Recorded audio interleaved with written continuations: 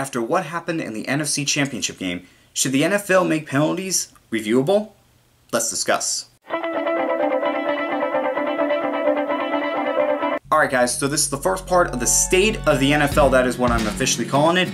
Joe, thanks so much for the name suggestion, and thanks for helping me out with this video. Same thing with you, Dylan. Now what we're going to talk about is, well, what happened in the NFC Championship game, where the refs missed the call, whether it was PI, helmet to helmet, whatever you want to call it, they missed the call, and it essentially cost the Saints the game. Now, they're talking about having penalties reviewable, and this is a topic, and I want to talk about this because there are penalties that should be, and those that maybe not. Let's talk about the penalties that I think should be reviewable, and I broke this down to those that are automatically reviewable and those that should be challenged.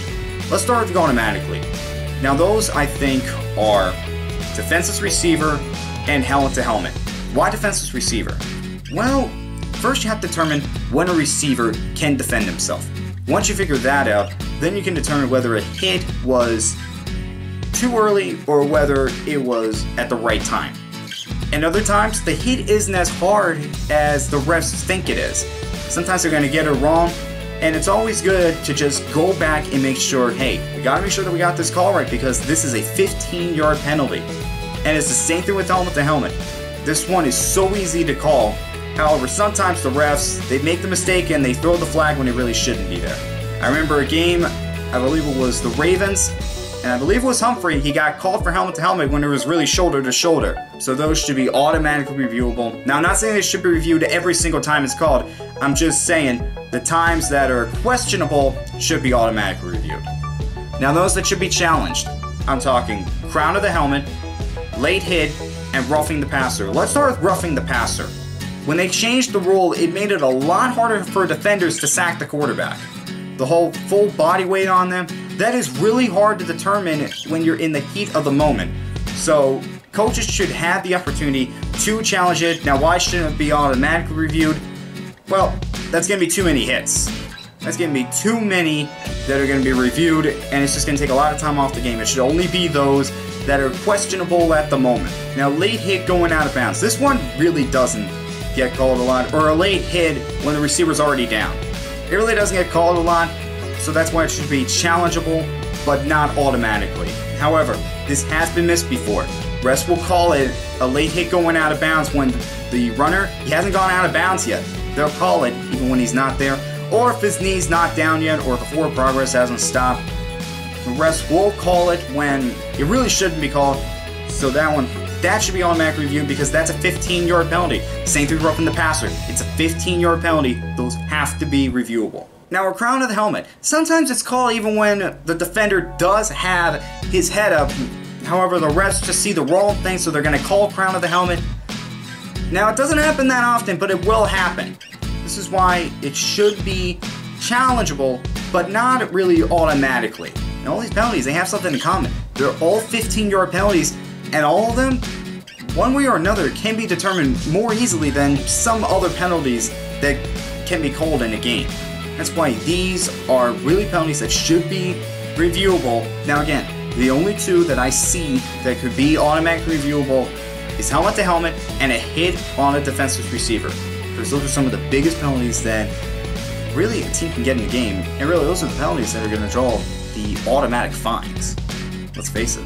If anything's going to get a fine more than anything, it's hit on a defensive receiver and helmet to helmet. Now, there are penalties that you think, maybe they can be reviewable, however, there's too many factors that go against it. One of this is intentional grounding. Now, why is this important? Well, one, it's a 10-yard penalty, and it's a loss of a down. That's pretty big for an offense if you get called for it. However, the referees always have a conference when it comes to intentional grounding. They always ask, was there a receiver in the area? Was he out of the pocket? Did it get to the line of scrimmage? All these factors go in, and the refs are always conferencing, and yes, at times they will get it wrong, but most of the time they get this right. So, and you have to lean more towards not reviewable than it should be reviewable. Now, another one is pass interference, and this one's big because this one's a spot foul. It's not just 15 yards, it's wherever the interference occurs, so really, you could get a 30-yard penalty on a defense for a pass interference. The problem is, this one is really subjective. And this is what Joe and I were talking about. It's really subjective as to what pass interference could be. Not only that, it's really different for every ref what can be determined pass interference. There's blatant pass interference, and then there's just maybe with like a tug on the jersey, but did that really affect his ability to catch the football? It's really tough to determine what is generally pass interference, and that's why when Joe and I were talking about this, we're leaning more towards no than yes.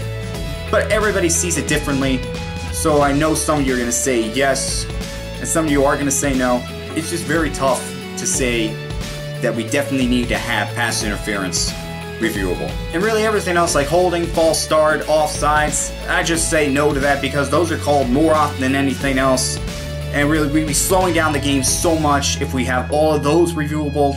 So I don't think those are going to be reviewable penalties. I just don't see the point in that. And yes, I get it, sometimes a holding, it can be a drive killer. However, that is more subjective than any other penalty. Alright guys, those were my thoughts on what penalties I think should be reviewable and those that maybe shouldn't be. Let me know what penalties you think should be reviewable in the comments down below. And I will see you for part 2 of State of the NFL.